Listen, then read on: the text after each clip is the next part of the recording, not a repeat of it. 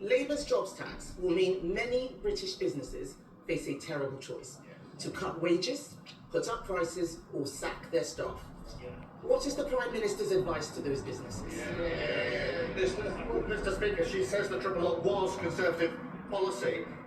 It was once thought to be the party of sound finances, but they blew all of that.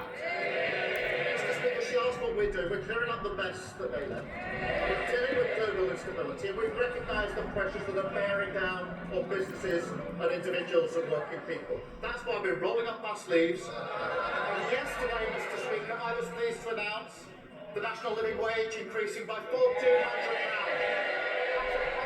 For millions of workers.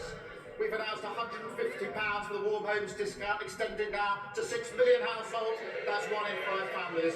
And wages are going up faster than prices. And never forget, the party opposite, worst living standards on record, inflation up to 11%, public services left on their knees. Mr. Speaker, the only mess is the one that he made with his budget. They had an emergency budget last week that fixed nothing. He says he's bringing stability. All we see is fragility. During the election, the Prime Minister also promised that he would not increase taxes on working people. But even the OBR says that the jobs tax will be passed on to workers. On average, families will be £3,500 poorer. Why should anyone trust him again? Well, her fantasy figure as well as much use those loose trusses economic planning. And she turns up every week to carp from the sidelines about the decisions we made at the budget. Yesterday, Mr. Speaker, she held a press conference and she couldn't say whether she would reverse the decisions that we made at the budget. Now,